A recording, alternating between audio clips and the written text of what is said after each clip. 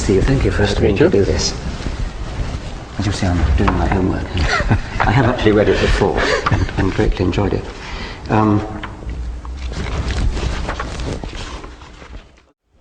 Alister, for an apologist for religion, to be able to say that you once were an atheist gives you a certain amount of street cred, which not everybody can boast. Could you tell me a bit about your journey from that position to where you are now? Well, I think when I was growing up in Northern Ireland, I did feel very strongly that religion was something that caused violence and difficulties. And certainly, I think growing up in Northern Ireland, you can see how easy that would have been to be the case. And back in the 1960s, of course, everybody was a Marxist, and I followed that intellectual fashion. And so it just seemed entirely reasonable to adopt an atheist approach. And of course, at the time, I was studying natural sciences, wanting to go and study chemistry at Oxford. And again, it just seemed to me that the sciences and atheism almost, if you like, rolled into each other in a very intellectually satisfying way. I think when I arrived at Oxford, I began to rethink things. I began to realize they weren't perhaps as straightforward as I thought. And certainly it was at that point that I really began to feel that Christianity offered a better way of seeing things and making sense of things than I'd imagined in the past. Right, thank you.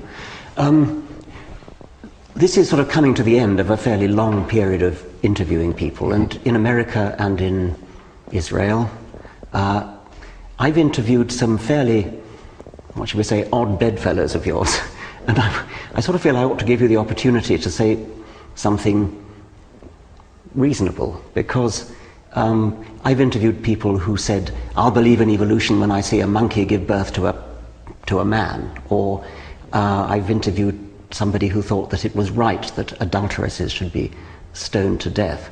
I mean, how do you feel about being, in a sense, in the same camp as people like that? I think any member of a group, whether it's religious or anti-religious, obviously finds themselves in company that they might feel at times rather uneasy about. For example, many atheists would be alarmed at some of the violent ideas you find in other atheists. And I certainly do find myself concerned about some of the more extreme views, some of the more violent views I find amongst religious believers. And certainly I would want to try and emphasize the fact that Christianity is a rational faith, that it certainly believes very strongly in God, but it also believes that we can make sense of the world, and therefore to engage in dialogue with people like you is immensely important, partly because it advances understanding, but also because in principle it is extremely important to be critiqued by people with alternative viewpoints in case we've missed something. Yes. Well, I've been trying to engage in dialogue and repeatedly was brought up short by the fact that there was no dialogue to be had, because at some point the trump card of faith is produced, and there is no arguing with that.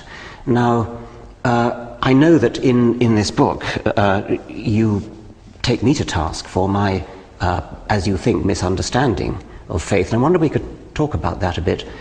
I have said that faith is not based upon evidence, but is what you need when there isn't any evidence. And as soon as there's any evidence, then you don't need faith anymore.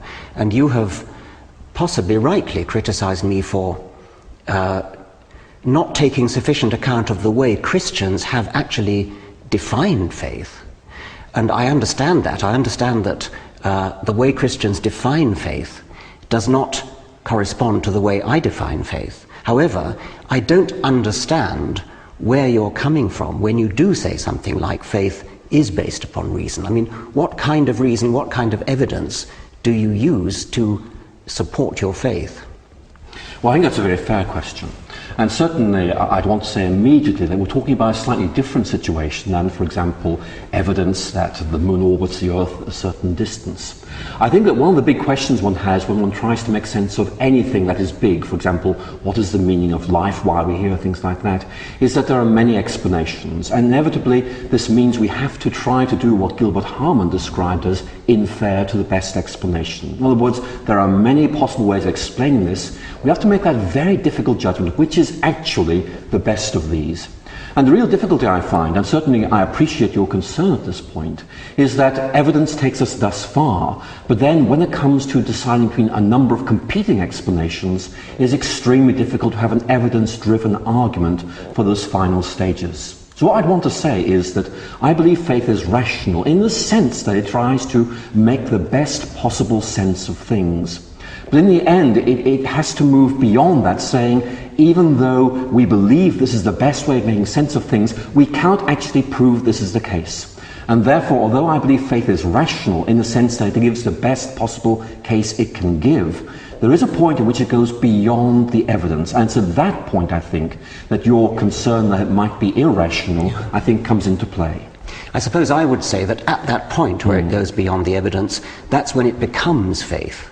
And before that, it isn't faith at all. It's using evidence in the proper way that evidence should be used. I think I take your point. I think what I'd want to say is that evidence perhaps leads to some probabilistic judgment. There is a possibility there might be a God. But the question is, how do we actually confirm that? Yeah. And there is a sense in which I think one has to say, in the end, we have to make a decision of some sort. There is none, we can't make a decision, or there is a God. And in the end, I think that means stepping out in a degree of faith, whether that is to say there is no God and we'll act on that basis, or whether we decide there is a God and we'll try and act on that basis. Right, I'm glad you said. I mean, I quite agree with you. We want to talk probabilities. Yes. Neither of us can say with certainty, 100% certain, 100 or 0% certain. So we do need to talk probabilities. There is a tendency for some people to say... I'm so sorry. Very sorry. Slight sound bite. Camera speed. Of course, I totally agree with you. We've got to talk probabilities. Nobody can be certain one way or the other. I think there is a tendency for people to say something like this: you cannot disprove the existence of God.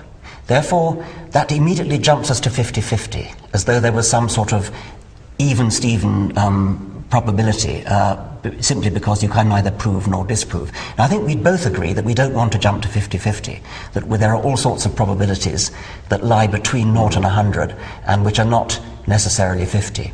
Now, my attempt to get there is another thing that you've criticised quite strongly, and that is to say that there is an inherent improbability in living things, in the complexity of living things, the statistical improbability of living things. It's something, after all, that creationists from Paley down have played upon.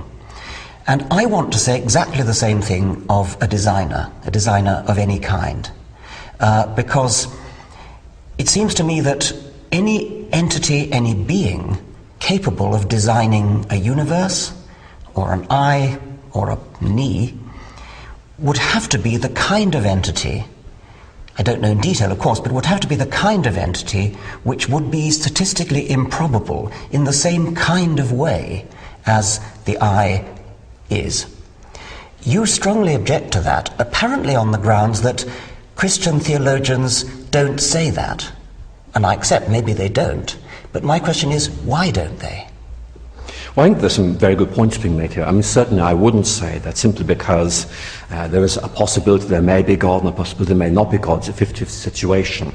I think that we are in a situation of when we cannot actually prove something decisively either way, we do have to try and make a judgment to the best of our abilities on what the probabilities are. But I think we need to say that you can make a probable judgment cognitively. In other words, I think the evidence points this way, but existentially I feel I can commit myself to this. So I think there's a tension between the probabilistic side of things and being able to actually live a life as a response to that. But then you make a good point, which I think is that this therefore raises the question of the extreme improbability of God. And certainly you've made that point well in your writings. I think one of the responses I would want to make, though, would be this. Perhaps God is extremely improbable. I mean, it is very difficult to actually arrive at an agreement on what this might be. But in the end, I think the ultimate question is going to be improbable or probable. The real question is there a God? And I think that is one of the problems I find, that there is a limit to there's a limit to the position to which probabilistic arguments can take us. In that, in one sense, statistically, you and I are very improbable, and yet we're both here having this very interesting conversation. And so in one sense, there is this very difficult judgment about, given the fact that it may be improbable, does that actually mean that this is not the